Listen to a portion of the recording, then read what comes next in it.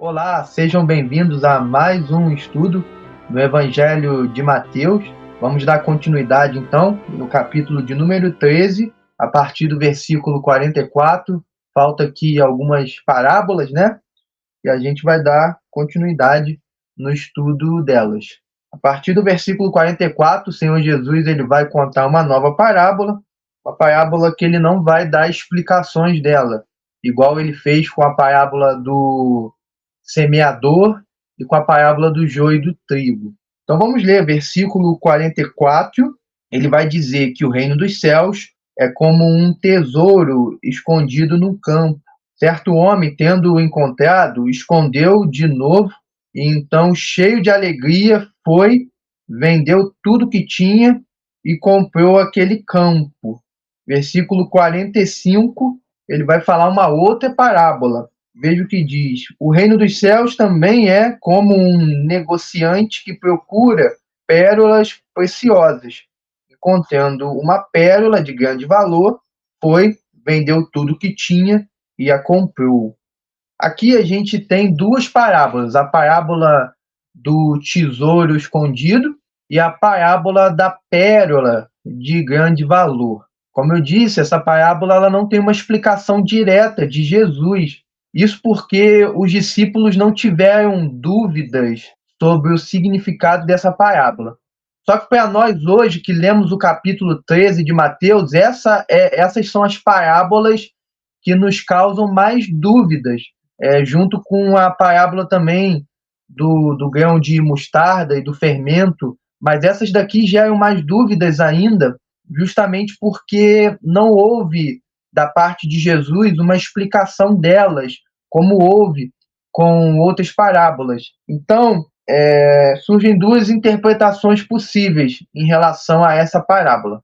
Numa primeira interpretação, o tesouro escondido, assim como também a pérola de grande valor que são encontradas nessa parábola, seriam, na verdade, o homem que é encontrado por Deus, que é salvo por Deus, ao ponto dele enviar o seu filho ao mundo para morrer no lugar do pecador.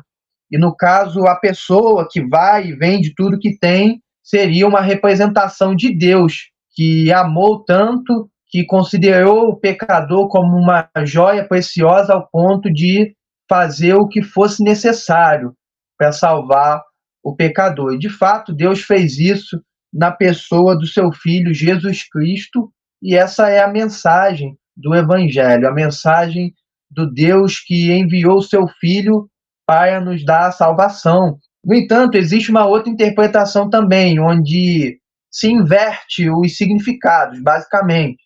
Ou seja, o homem seria o pecador que está perdido, que não conhece a verdade, mas então, quando ele ouve o evangelho seria esse tesouro escondido no campo. O evangelho, ou a pessoa de Jesus, que é anunciada no evangelho, seria esse tesouro e essa pérola também de grande valor. E no caso, quando o homem ele encontra com o evangelho, quando ele ouve o evangelho, ele renuncia à sua vida. Então, vender tudo que tem teria esse sentido da pessoa abrir mão da vida que ela levava no passado e ela passa, então, a viver uma nova vida a partir do evangelho. Pois bem, as duas interpretações, elas não violam nenhum princípio bíblico e nenhuma doutrina bíblica. E as duas interpretações elas podem ser válidas num ponto de vista, mas de fato Jesus, ao contar essa parábola, ele tinha uma intenção só. Ele estava querendo falar de uma coisa só, e é isso que a gente precisa focar e tentar entender o que ele está querendo falar com isso, o que ele está querendo dizer com essa parábola, qual a interpretação que está correta.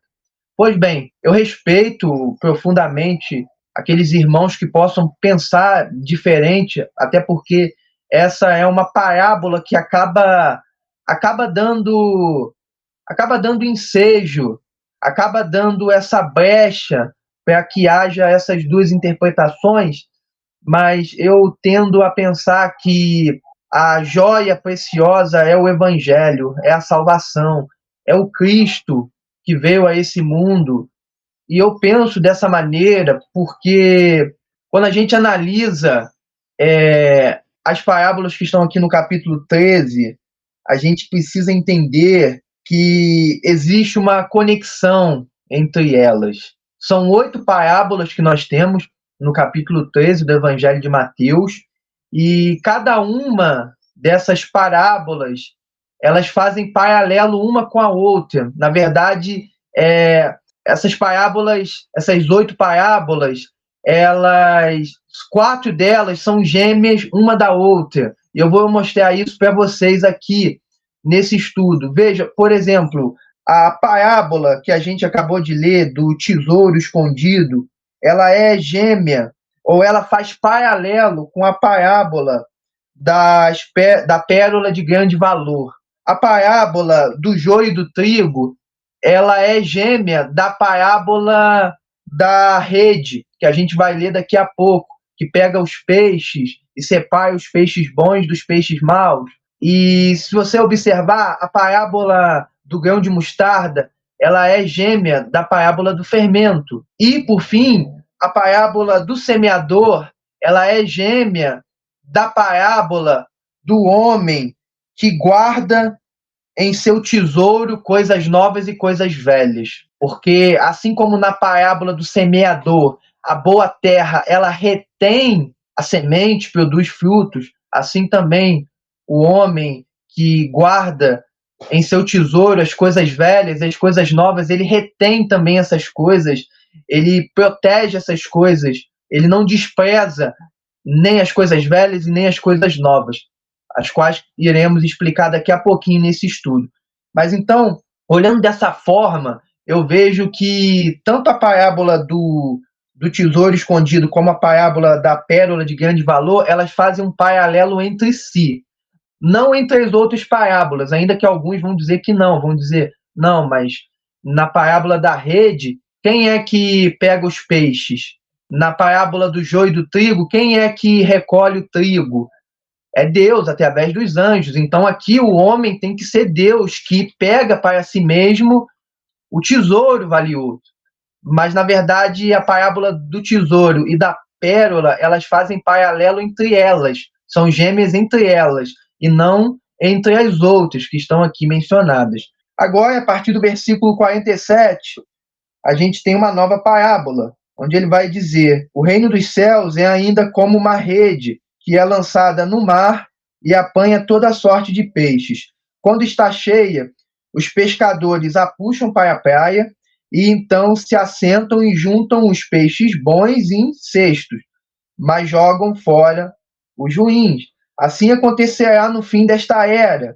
Os anjos virão, separarão os perversos dos justos e lançarão aqueles na fornalha ardente, onde haverá choro e ranger de dente. Essa parábola me faz lembrar de uma profecia lá em Malaquias, onde fala que Deus ele vai fazer diferença entre o justo e o injusto, entre aquele que serve a Deus e o que não serve.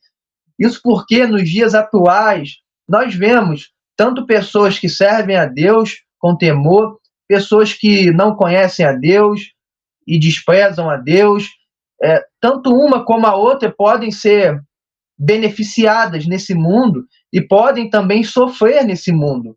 Mas um dia, Deus ele vai fazer justiça, ele vai fazer separação, ele vai trazer juízo aos injustos e ele vai trazer a bênção eterna para aqueles que esperam nele. Então, esse dia é um dia de esperança para nós cristãos. E o texto, então, vai falar no versículo 51. Então, Jesus perguntou: vocês entenderam todas essas coisas?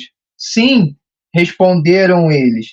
A pena, né? Se eles tivessem dito não entendi essa parábola aí da pérola, essa parábola aí do tesouro escondido, Jesus teria explicado a parábola para a gente. Mas eles entenderam, então eles responderam, sim. E aí Jesus, no versículo 52, ele vai falar sua última parábola, que serve também como comparação ele lhes disse: por isso, todo mestre da lei instruído quanto ao reino dos céus é como o dono de uma casa que tira do seu tesouro coisas novas e coisas velhas. O que são as coisas novas e as coisas velhas?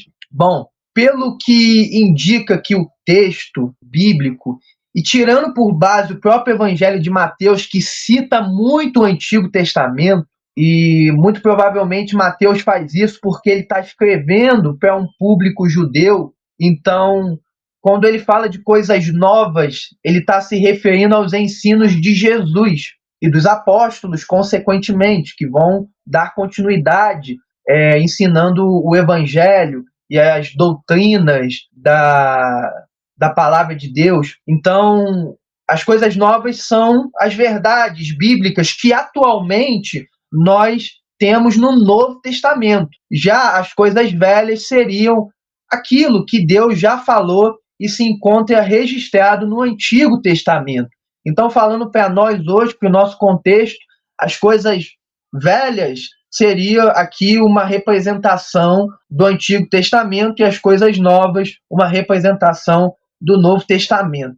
E olha o quanto isso nos ensina. Isso nos mostra que toda a revelação de Deus é útil para nós. Às vezes a gente pensa que o Antigo Testamento ele não tem muita importância. Existem pessoas que acham que só tem valor aquilo que Jesus ensinou, aquilo que Jesus falou e está nos 4 evangelhos. Se foi Paulo, se foi Pedro, aí não tem tanta importância. Na verdade, tudo que está escrito na Bíblia, de Gênesis a Apocalipse, é palavra de Deus. E é palavra de Deus com o mesmo peso de autoridade. É claro que nós estamos na dispensação da nova aliança. E existem leis que foram dadas para o povo de Israel. Mas mesmo assim, toda a palavra de Deus é proveitosa para o nosso ensino. Paulo, escrevendo a Timóteo, ele fala que toda a escritura é inspirada por Deus e é útil para o ensino. Então agora, a partir do versículo 53, Mateus ele vai narrar a experiência de Jesus na cidade onde ele foi criado, em Nazaré. Vejamos, quando acabou de contar essas parábolas, Jesus saiu dali.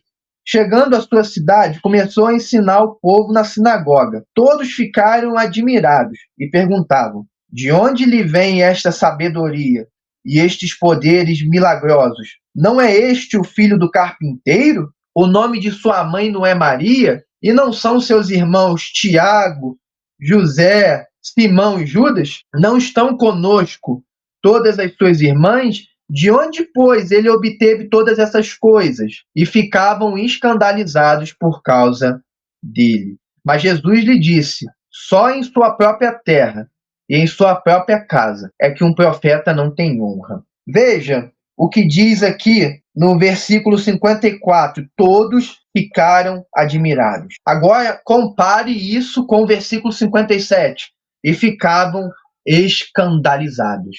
Admirados, porém escandalizados. Esse é o quadro do povo de Nazaré. O que isso me lembra? Isso me lembra a reação de muitas pessoas que se encontram na incredulidade. Elas se admiram do poder do evangelho, elas demonstram essa admiração, ainda que elas não assumam que estão admiradas, mas ao mesmo tempo elas não aceitam a verdade. Elas não conseguem aceitar. E é isso que a gente vê aqui com o pessoal de Nazaré. Eu vou usar uma expressão muito popular atualmente. Parece que a ficha deles não caía. A ficha deles não caiu. Como pode esse homem que foi criado aqui com a gente, filho de um carpinteiro, de uma família humilde, da nossa cidade, que é uma cidade tão humilde, como pode esse homem ser tão sábio assim e fazer todas essas coisas que faz? Não dá, não tem como acreditar nisso, não consigo. E assim são muitas pessoas. Hoje em dia tem gente que se admira com o poder do evangelho, o evangelho que transforma pessoas que antes viviam na criminalidade, no adultério, na mentira, pessoas que antes eram pessoas ruins, que odiavam todo mundo, mas elas decidem sair dessa vida e viver uma nova vida ao lado de Jesus E aí os incrédulos, eles ficam admirados, dizendo: como é que pode uma pessoa assim ter abandonado aquela velha vida e se tornado uma nova pessoa? Mas ao mesmo tempo que vem a admiração, também ocorre um sentimento de escândalo. A pessoa olha para aquilo e vê que é absurdo. Fez tanta besteira na vida, agora está falando que é crente. E assim, então, a incredulidade vai permanecendo. Espero que você, meu amigo, que está assistindo esse estudo, não tenha esses tipos de sentimento no seu coração. A admiração deve lhe causar a fé, deve lhe incentivar a buscar o Senhor e não a ficar assustado e se afastar. A admiração que afasta, que assusta, que escandaliza não é boa. Boa é a admiração que te motiva a estar mais perto do Senhor, que te motiva a recebê-lo como Senhor e Salvador, a crer nele e no evangelho dele. É isso que a admiração deve causar em seu coração. Pois bem, a partir do versículo 58, então, Mateus ele vai mostrar de forma bem resumida como foram as atividades miraculosas de Jesus em Nazaré.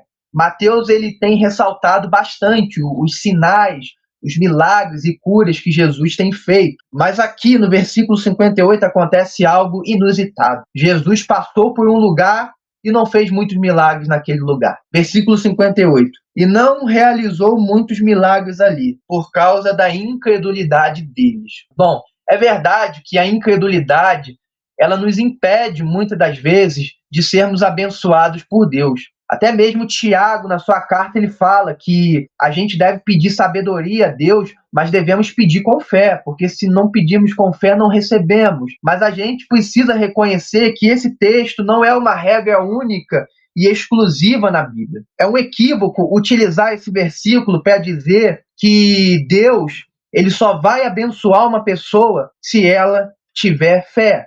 Ou Deus só vai realizar um milagre se tiver fé. Porque em outros contextos, Jesus ele realizou milagres, mesmo as pessoas sendo incrédulas, igual as pessoas de Nazaré. A gente estudou no capítulo 11 de Mateus, nos versículos, deixe-me procurar aqui, nos versículos 20 até o versículo de número 24, Jesus ele realizou milagres em Cafarnaum, ele realizou milagres em outras cidades, mas as pessoas não se arrependeram, as pessoas não aceitaram sua mensagem. O coração delas permaneceu endurecido. Ué, então por que Jesus fez milagres se elas não tinham fé? Porque às vezes Deus, por misericórdia, ele o faz, mesmo na falta de fé. Então, nós precisamos ressaltar que a misericórdia de Deus não está limitada à fé do ser humano. É por isso que Jesus, em alguns momentos, ele realiza, sim,